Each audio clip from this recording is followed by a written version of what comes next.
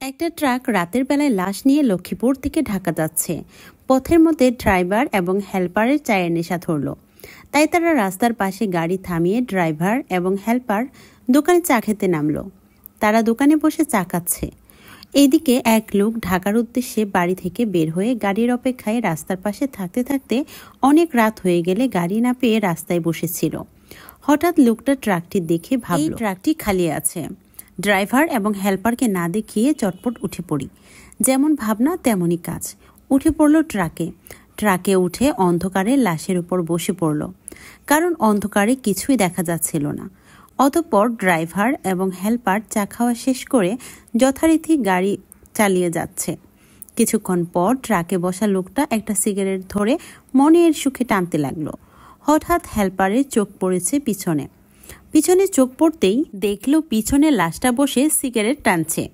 Helper ভয়ে ভয়ে ড্রাইভারকে বলল, উস্তাদ গাড়ি থামান। উস্তাদ বলল, কেন? হেল্পার পিছনের দিকে তাকিয়ে দেখেন লাশ বসে সিগারেট টানছে। ড্রাইভার বলছে, দূর বেটা, এটা কিভাবে হয়?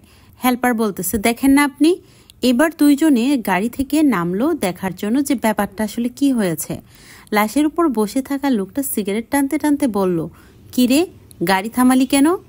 এই শুনে উস্তাদ বলল, কাম সারছে। অতঃপর দুইজনে মিলে দিল চায়েক দৌড়ের দৃশ্য দেখে লোকটা ভাবল, মনে হয় কোনো সমস্যা হয়েছে, নইলে ওরা দৌড় দিল কেন? বসে থাকলে সে বিপদে পড়তে পারে ভেবে সেও ওদের পিছনে পিছনে দিল জোরে সুরে দৌড়। হেল্পার পিছনে তাকায়া দেখে লাশটা ওদের পিছনে পিছনে দৌড়াইতেছে।